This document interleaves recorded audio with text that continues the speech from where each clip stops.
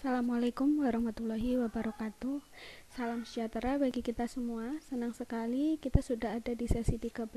Kita hari ini atau dalam sesi ini kita akan membahas tentang anggaran tenaga kerja.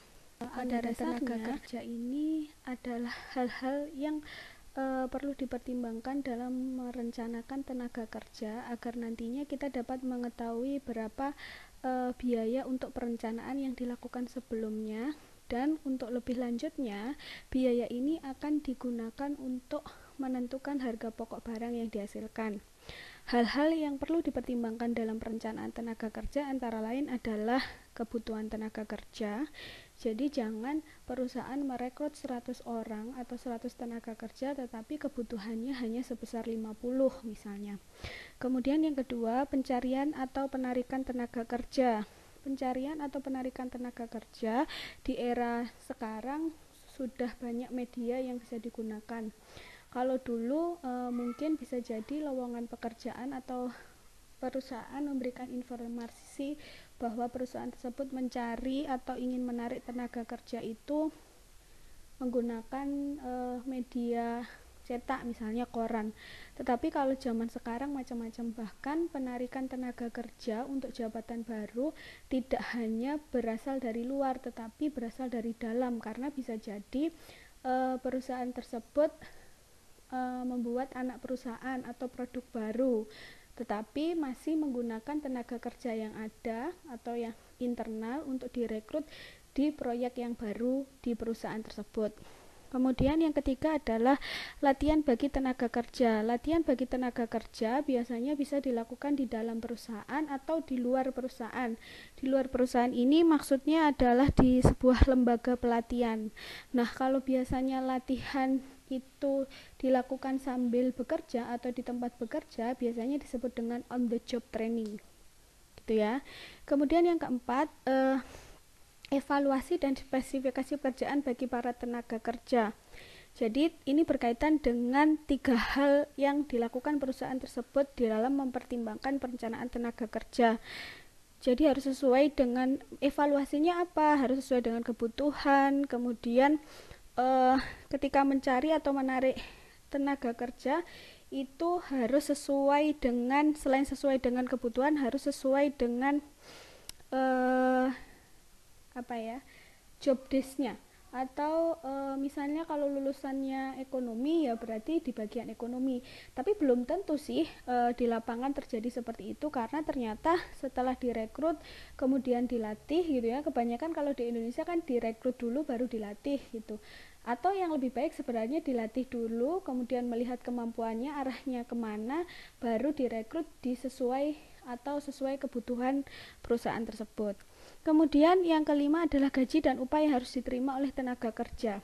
Kalau hal-hal yang perlu dipertimbangkan yang saya sebutkan sebelumnya ini itu berkaitan dengan hak-hak yang harus diterima atau hak-hak yang akan dilakukan perusahaan, yang ini adalah hak yang harus diterima tenaga kerja ketika tenaga kerja tersebut telah direkrut oleh perusahaan. Jadi gaji dan upah adalah salah satu imbal balik yang harus diberikan perusahaan agar tenaga kerja tersebut melakukan yang terbaik atau memberikan yang terbaik bagi perusahaan. Jadi ada simbiosis mutualisme. Kemudian yang keenam adalah pengawasan tenaga kerja. Ya, ini sangat penting. Jadi kalau kita tahu tadi ada 50 karyawan di perusahaan, kemudian di bagian apa saja, di tingkat apa saja, job desk-nya apa saja, nanti kita akan mudah dengan untuk tindakan pengawasannya, apakah sudah sesuai atau belum, atau ketika ternyata tujuan perusahaan tidak tercapai, apakah ada tenaga kerja yang tidak bekerja sesuai dengan kebutuhan atau job desk yang diberikan oleh perusahaan, misalnya seperti itu. Nah, secara keseluruhan 6 hal yang dipertimbangkan tadi yang telah saya jelaskan itu nantinya akan dihitung biaya tenaga kerjanya. Kalau kita sudah tahu biaya tenaga kerjanya, di mana hal ini akan dilakukan tidak hanya pada satu tingkatan saja. Sama-sama kita tahu di dalam perusahaan itu tingkatannya banyak, struktur organisasinya banyak gitu ya. Tumpuk-tumpuk mulai dari atas sampai bawah atau dari bawah sampai atas. Nah, Ketika kita tahu biaya tenaga kerjanya berapa, maka ini akan berpengaruh pada penentuan harga pokok barang yang akan dihasilkan. Istilahnya kalau mau produksi sabun, di harga pokok sabun itu harus melibatkan upah untuk tenaga kerja tersebut. Karena kalau tidak ada unsur upah tenaga kerja, nanti keuntungannya tidak dapat dijadikan perusahaan sebagai sumber pembiayaan tenaga kerja yang ada di perusahaan tersebut. Nah, selanjutnya di dalam anggaran tenaga kerja, sebenarnya pada dasarnya tenaga kerja itu dibagi menjadi dua. Seperti yang kita bahas di sesi sebelumnya tentang anggaran bahan mentah, ya. Bahan mentah itu ada yang langsung dan ada yang tidak langsung. Sama, tenaga kerja itu ada yang langsung dan tidak langsung. Pada dasarnya tenaga kerja langsung itu adalah yang terlibat langsung dalam proses produksi, ya, dan terlibat langsung dalam biaya produksi. Tetapi kalau yang tenaga kerja tidak langsung itu sifatnya tidak terlibat langsung. Nah, tenaga kerja langsung yang maksudnya bersifat terlibat langsung itu dengan biaya produksi apa? Biasanya ini berkaitan dengan biaya variabel, di mana sama-sama kita tahu biaya variabel itu selalu berubah-ubah sesuai dengan outputnya. Dan tenaga kerja ini contohnya adalah buruh pabrik. Buruh pabrik itu biasanya selalu ada di dalam pabrik atau terlibat langsung dalam proses produksi. Kemudian untuk tenaga kerja tidak langsung berarti bukan buruh dong, Bu. Bisa dikatakan seperti itu, dia adalah karyawan yang bisa bekerja di dalam atau di luar perusahaan. Jadi tidak terlibat langsung gitu ya. Kalau buruh selalu terlibat langsung. Kemudian biayanya untuk biaya semi fix dan semi variabel. Kenapa ada embel-embel semi? Karena biaya tetap yang sifatnya bisa berubah dalam waktu jangka panjang, misalnya biaya sewa gedung, itu kan sebenarnya biaya tetap yang tidak tergantung pada output yang dihasilkan. Tetapi semakin panjang jangka waktunya, dia akan berubah. Misalnya, tahun ini biaya sewanya per bulan adalah 35 juta. Apakah ada jaminan tahun depan akan tetap 35 juta per bulan? Kan tidak. Nah, itu adalah biaya-biaya yang disebut dengan biaya-biaya semi fix. Kalau semi variabel ya sama aja ya. Biasanya ini berkaitan dengan yang mengikuti jumlah outputnya. Sudah, jadi di dalam anggaran tenaga kerja nanti kita hanya membahas tenaga kerja langsung, sama ke anggaran biaya anggaran bahan mentah kemarin kita juga akan hanya membahas bahan mentah langsungnya saja, karena untuk tenaga kerja tidak langsung nanti masuk di biaya overhead pabrik. Gitu ya. Yang akan kita bahas adalah bagaimana menyusun anggaran tenaga kerja. Ya, menyusun anggaran tenaga kerja yang harus kita lakukan adalah membuat manning table. Apa itu manning table? Manning table itu merupakan daftar kebutuhan tenaga kerja yang menjelaskan tentang jenis atau kualifikasi tenaga kerja yang dibutuhkan. Kemudian jumlah masing-masing tenaga kerja tersebut pada berbagai tingkat kegiatan. Tadi saya jelaskan bahwa di dalam perusahaan itu ada beberapa tingkat, kemudian ada beberapa bagian. Tingkat itu misalnya tingkat kegiatan. Ketika kita memproduksi sebuah meja, ya prosesnya kan macam-macam ya. Ada yang harus menghaluskan kayunya dulu, membelah kayunya, kemudian merakitnya. Nah, bisa jadi untuk membuat katakanlah ya, bukan bisa jadi ya, katakanlah untuk membuat meja ini ada 3 tingkatan, yaitu memotong kayunya, kemudian menghaluskan kayunya, dan merakit kayunya, seperti itu. Nah, kemudian yang selanjutnya adalah di mana manning table ini juga menjelaskan bagian yang membutuhkannya. Bagian apa saja? Apakah hanya bagian produksi yang butuh tenaga kerja? Kan tidak, ada beberapa bagian yang sifatnya selalu membutuhkan tenaga kerja, walaupun di dalam perusahaan sekarang banyak yang menggunakan mesin, tetapi mesin itu tidak akan berjalan tanpa ada manusia, walaupun ada beberapa mesin yang sifatnya otomatis gitu ya, sudah disetting gitu, dan kebutuhan akan sumber daya manusianya sangat kecil. Tetapi untuk di Indonesia sendiri masih belum ada yang 100% menggunakan mesin gitu ya. Masih harus ada bantuan sumber daya manusianya atau tenaga kerjanya. Nah, setelah membuat manning table, kita dapat menentukan jam buruh langsungnya. jam buruh langsungnya itu dapat ditentukan dengan analisis gerak dan analisis waktu, di mana dia memiliki standar waktu. Ya, standar waktu ini disebut dengan DLH. Standar waktu itu adalah dimaksud dengan gimana ya kalimatnya, standar waktu itu diperlukan untuk menyelesaikan satu unit barang tertentu. Jadi maksudnya jam buruh langsung itu adalah waktu yang dibutuhkan tenaga kerja untuk menyelesaikan satu unit barang tertentu. Nah, menggunakan analisis gerak dan analisis waktu. Kalau yang Manning table tadi itu menggunakan judgement atau pengalaman.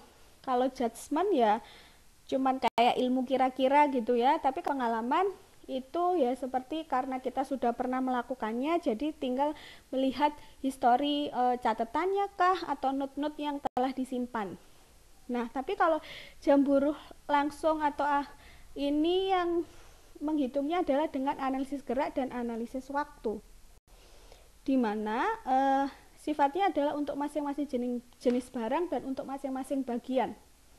Ingat tadi tidak hanya di bagian produksi saja, atau tidak hanya di ada satu tingkatan dalam memproduksi meja misalnya.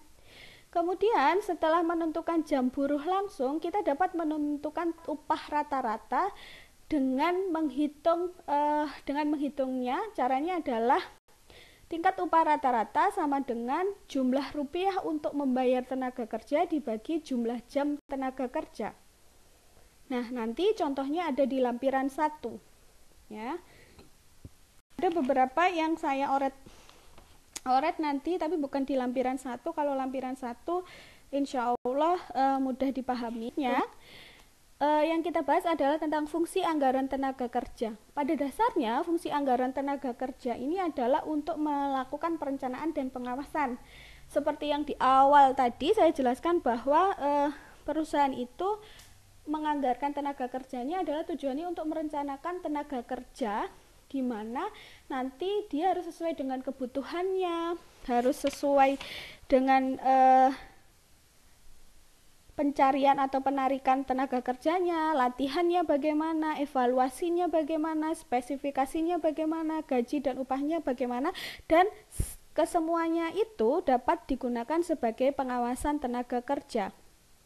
Kayak saya ulang lagi, ketika perusahaan membutuhkan 100 orang karyawan, ya, misalnya tadi saya bilangnya ketika perusahaan merekrut 100 orang karyawan tetapi hanya membutuhkan 50, ya jangan rekrut 100 tapi rekrut 50. Nah, ketika kita tahu jumlah yang pasti untuk kebutuhannya, maka kita dapat mendefinisikannya dengan beberapa kriteria. Apakah sudah sesuai dengan job desk-nya, latihannya sudah, evaluasinya bagaimana, gaji upahnya bagaimana. Nanti ketika perusahaan katakanlah tidak mencapai tujuannya, maka kita dapat melakukan pengawasan dari perencanaan tenaga kerja tersebut. Nah, fungsinya itu secara detail dijelaskan menjadi 4, yaitu penggunaan tenaga kerja lebih efisien, pengeluaran biaya tenaga kerjanya menjadi lebih efisien, harga barang pokok dapat dihitung dengan tepat, dan yang terakhir pakai sebagai alat pengawasan biaya tenaga kerja.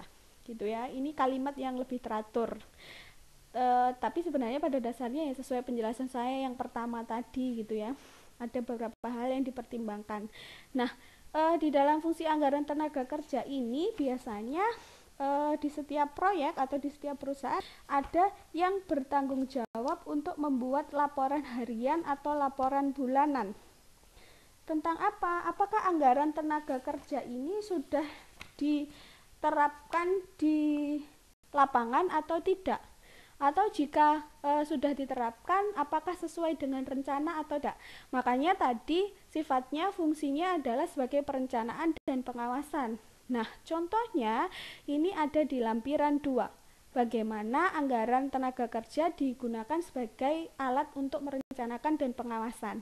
Ya, sudah merencanakan kebutuhannya berapa, kemudian upahnya apa, jam kerja atau waktu standar DLH-nya berapa, kemudian apakah di lapangan sesuai dengan yang telah direncanakan.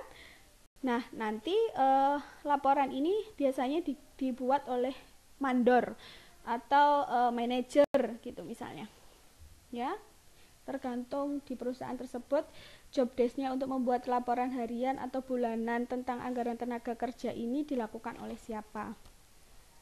Kemudian kalau tadi kita sampai di tingkat upah rata-rata, sebenarnya ada beberapa hal yang dapat ditentukan kembali ketika kita telah menyusun anggaran tenaga kerja, yaitu kita dapat menentukan anggaran jam buruh langsung dan anggaran biaya tenaga kerja.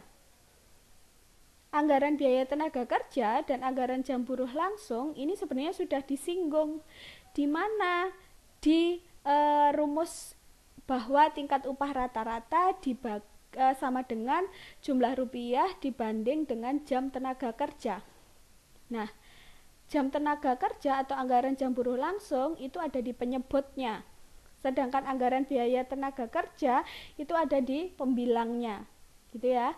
Nah, contohnya ada di lampiran 3. Selanjutnya, kita juga dapat menentukan perhitungan standar tenaga kerja. Ya, DLH tadi, jangan lupa DLH. Ya, perhitungan standar tenaga kerja. Kesimpulannya sebenarnya hanya ada di satu rumus ini. Ketika kita sudah menyusun manning table, kemudian menentukan jam buruh langsung, kita dapat menghitung tingkat upah rata-rata. Nah, di dalam tingkat upah rata-rata terdapat perhitungan atau cara, yaitu tingkat upah rata-rata sama dengan jumlah rupiah untuk membayar tenaga kerja dibagi dengan jumlah jam tenaga kerja, di mana jumlah jam tenaga kerja ini sering disebut dengan perhitungan standar tenaga kerja, sedangkan jumlah rupiah untuk membayar tenaga kerja itu adalah anggaran biaya tenaga kerja itu sendiri, ya. Nah, untuk perhitungannya saya lampirkan di lampiran 3, 4. Jadi untuk sesi ini melampirkan 4 lampiran. Saya harap jika ada pertanyaan dapat disampaikan di forum. Kurang lebihnya saya mohon maaf. Saya akhiri. Wassalamualaikum warahmatullahi wabarakatuh.